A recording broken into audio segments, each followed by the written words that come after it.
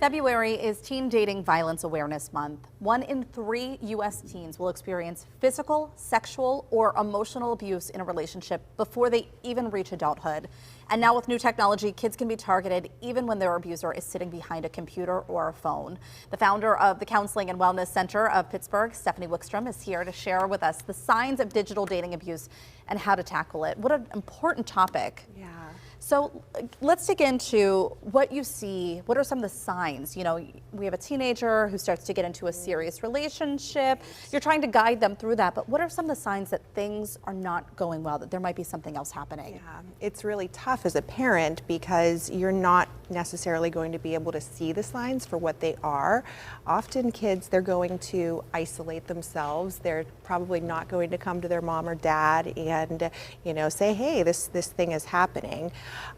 So a child who maybe used to use their social media but now is avoiding it, they also might become anxious or depressed, have panic attacks, you know, and again, they're not pairing those emotions with what is happening. So, you know, it can be really tough as a parent to, you know, to help them work through that. So how do you help them? Because I know even for adults, when something like this is happening, there is this feeling of shame that is misplaced. Yes. But, you know, a feeling of shame that we can carry with us, like we did something wrong, and apparently, you know, that can come from the abuser putting that on us. But how do you help them through that and get them the help that they need? Yeah, it's a great question.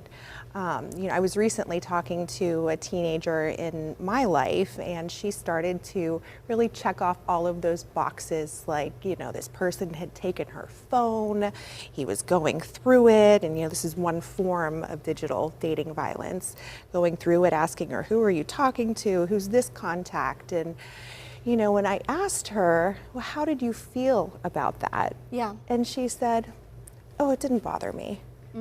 And that is so consistent with how we process traumatic events, right? Because we have this need as human beings to feel safe. And so, you know, that causes us to kind of split off our emotions. Now, maybe the next day or the following day we have a panic attack, or maybe we start to feel very depressed, but we don't necessarily put that together. Right. So helping your kids to, you know, number one, feel safe to come to you and have those conversations is huge. Number two, whenever they do bring up something, to try to hold back a little bit. You know, your mama instincts are strong, and you're going to want to say, get away from this person.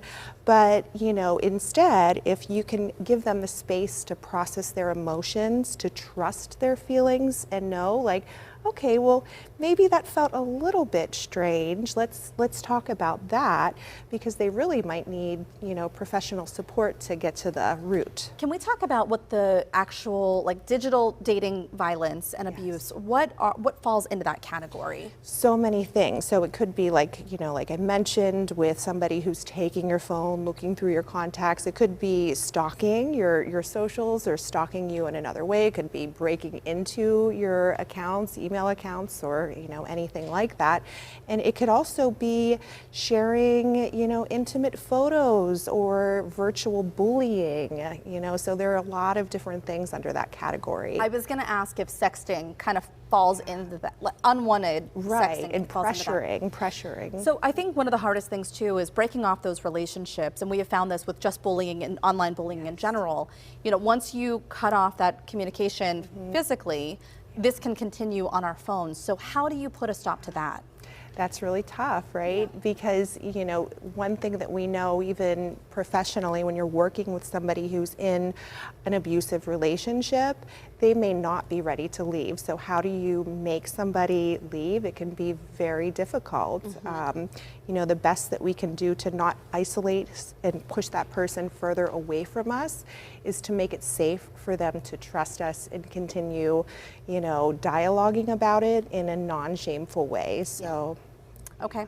Really good conversation to have, though, with your kids if you're starting to see them withdraw a little bit, or some of the other signs that you mentioned. Stephanie, thank you so much. Welcome. Really good topic. If you're interested in learning more about protecting your children from teen violence or seeking out the services offered by the Counseling and Wellness Center, we're going to have links on our website at kdka.com/talkpittsburgh.